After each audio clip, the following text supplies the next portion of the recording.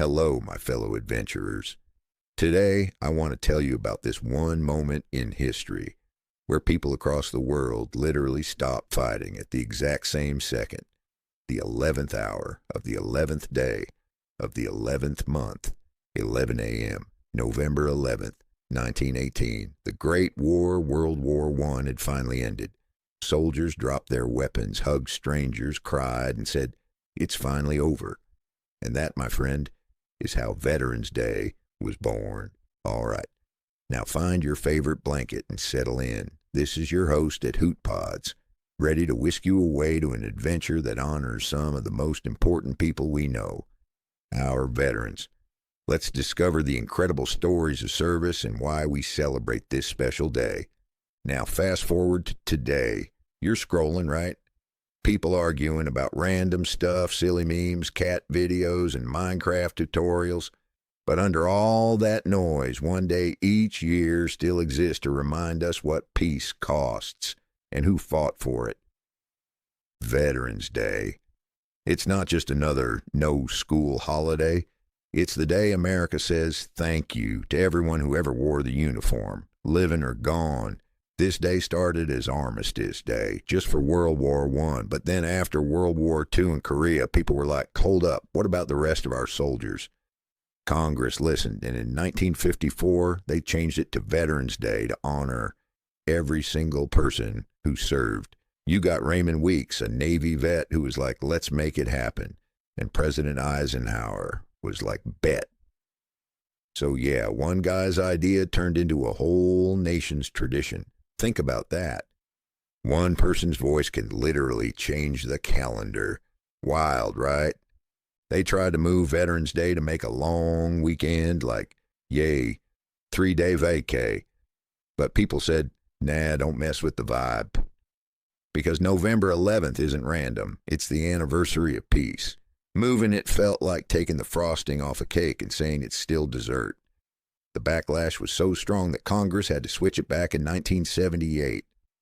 Bro, that's democracy with a capital D. Citizens saying, respect the meaning. So yeah, we can cancel a lot of things, but not that date. Unfortunately, people seem to always mix up Veterans Day and Memorial Day, so here's the riz. Memorial Day is for the ones who died in battle. Veterans Day, it's for everyone who served, living legends included. You can thank the neighbor with a flag in their yard, your teacher's grandpa, or that quiet dude at the grocery store with a hat that says U.S. Army. That's who this day is for.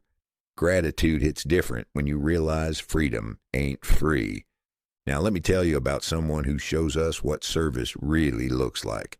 Her name was Florence See. Back in 1943, she was just 23 years old when she joined the Navy as one of the first women to serve in the waves, women accepted for volunteer and emergency service. Florence wasn't allowed in combat. Women weren't back then. But she decoded enemy messages at a top-secret facility in Washington, D.C. Every day, she'd sit at a desk with headphones on, listening to scrambled transmissions, searching for patterns that could save lives. One night, Florence caught something, a sequence that didn't fit. She flagged it. Turned out it was intel about a planned attack on Allied ships. Because of her sharp eyes and steady nerves, those ships changed course. Sailors went home to their families. But here's the thing. Florence never got a parade, no medal ceremony. For decades, her work was classified. She couldn't even tell her own kids what she did during the war. It wasn't until she was in her 80s that the Navy finally declassified her unit's work. A local reporter interviewed her, and you know what she said? I was just doing my job. We all were. Just doing my job. That's the heart of service right there. No glory, no spotlight. Just showing up every single day and doing what needs to be done because someone has to. And honestly, that spirit is still alive today. I want to take a second to talk about my friend Marco. Marco's been deployed several times since I've known him. And even when he's home, he's not always home. There are these training exercises where he gets pulled away for 2 weeks at a time. 2 weeks where he's not tucking his kids into bed. 2 weeks where he's not there when his dog jumps on him the second he walks through the door. 2 weeks where he's sleeping in a tent, eating MRES.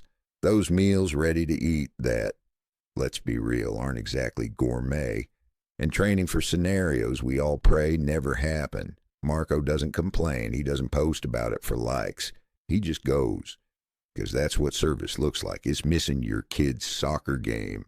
It's FaceTiming from a time zone away and pretending you're not exhausted. It's carrying the weight of what if so the rest of us don't have to. And here's what gets me. Marco doesn't do this for the recognition. He does it because he believes in something bigger than himself. He's preparing to defend our democracy. God forbid we should ever need it. And every time he leaves, his family holds down the fort, knowing that their sacrifice matters too. So Marco, if you're listening, thank you. Thank you for every deployment. Thank you for every training exercise. Thank you for every moment you chose duty over comfort.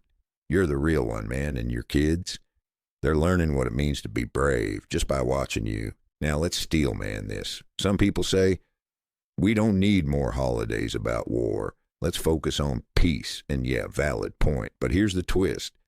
Veterans Day is about peace. It started that way. It's a thank you to those who risked everything so others could argue, create, dream, and scroll in peace. It's not glorifying war. It's honoring the people who carried that burden so we wouldn't have to. People like Florence, who spent decades in silence. People like Marco, who says goodbye to his family, knowing it's for something bigger. So what do we actually do with this day? Sure, you can sleep in, but also write a thank you note to a veteran. Visit a ceremony. Ask your grandparents about their memories, or just stop for a second at 11 a.m. and think, someone's bravery lets me live this life. And get this, there's even a ceremony at Arlington National Cemetery every year, right at 11 a.m. They lay a wreath at the tomb of the unknown soldier. The vibe, total silence, no ads, no noise, just honor. Then across the country, people celebrate. Parades, free meals, concerts. Yeah, Applebee's might give free wings, but the real gift is respect. Veterans Day isn't just about soldiers. It's about us. It's the reminder that being part of a country means showing up, caring, saying thanks, and keeping history alive. Florence See passed away in 2019 at the age of 99. At her funeral, a Navy honor guard folded the flag and handed it to her daughter. Her daughter said, Mom would have been embarrassed by all this fuss, but you know what?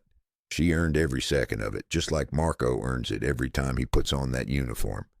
So next time someone asks what Veterans Day is, don't just say, it's about soldiers. Say, it's about peace. It's about courage. It's about people like Florence and Marco who gave their time, their comfort, their safety, sometimes their whole lives, so we could have ours. And maybe, just maybe, the best way to thank a veteran is to be the kind of citizen worth fighting for. To vote, to care, to remember. To do our jobs with the same quiet dedication they showed. Anyway, shout out to everyone who served. You're the real ones. And to Marco and all the veterans out there, we see you. We honor you. And we won't forget. Mic drop.